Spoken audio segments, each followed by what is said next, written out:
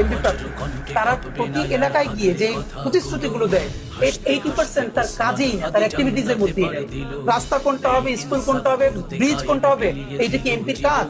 মানে সে পার্লামেন্টের কাজটা কি সেটাই জানেন, তাহলে স্থানীয় সরকারের কাজ কি, পৌরসভার মেয়রের কাজ কি, কমিশনারের কাজ কি, যে এবং অন্যান্য তাদের কাজ কি?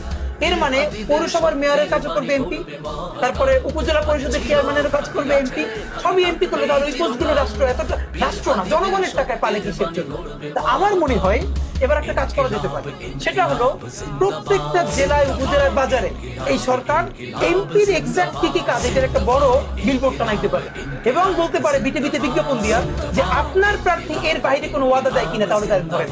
এই জন্য আমি আমাদের তরুণ ভোটারদেরকে আমি বিভিন্ন টক শো এবং আমাদের প্রোগ্রামে বলেছি, প্লিজ আপনারা আপনার এলাকায় যখনই কোনো প্রার্থী বলবে আমি এই রাস্তা করবো, এইটা করবো, এইটা করবো, আপনাদেরকে জিজ্ঞেস করেন এটা কি আপনার এখতিয়ারের মধ্যে আছে।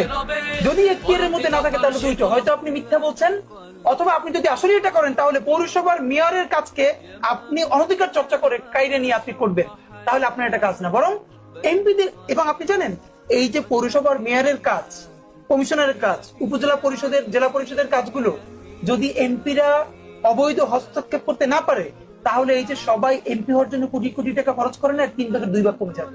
কারণ সে তো এলাকায় খাওয়াই পাবে না, তার কাজেরও পড়াশোনা করা লাগবে, বিল কিভাবে পাস হয়, পলিসি মেকিং কিভাবে হয়। বাংলাদেশের 90% এমপি, আবার বলি 90 না, এটা কম করছে, 95% এমপি বাংলাদেশে কোনোদিন পুরো বাজেট পড়ে দেখেন, এটা আমি আপনার গ্যারান্টি দিলাম, আপনি চেক করে দেখতে পারেন। অর্থমন্ত্রী পাশ করে, প্রধানমন্ত্রীকে নিয়ে অল্প কিছু সচেতন সচিবরা তৈরি করে দেয়, তারা হাত চাপড়ে বিল করে দেয়, অথচ সে এমপি হিসেবে পুরো বিলে কোথায় কি আসছে, কত টাকায় ভ্যাট ট্যাক্স কোথায় কি কমছে সে বলতেই পারবে না। তাহলে তাকে জনগণ বানায় কিসের জন্য? তাকে বানায় এইখানে সে ইনপুট দিবে, সে বলবে যে আপনি জনগণের কাছ থেকে এত টাকা ভ্যাট ট্যাক্স নিচ্ছেন, প্রান্তিক মানুষের কাছ থেকে, কিন্তু তার চিকিৎসার জন্য, তার শিক্ষার জন্য খুবই অল্প কয় টাকা বরাদ্দ করছেন।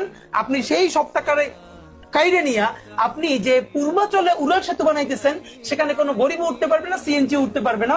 এর মানে আপনি কম ধনী মানুষদের টাকা ভ্যাট ট্যাক্স নিয়ে আপনি ধনীদের জন্য বিনিয়োগ করতেছেন, এইটা আমি হইতে দিব না, এটা এমপিকে বলতে পারতে হবে।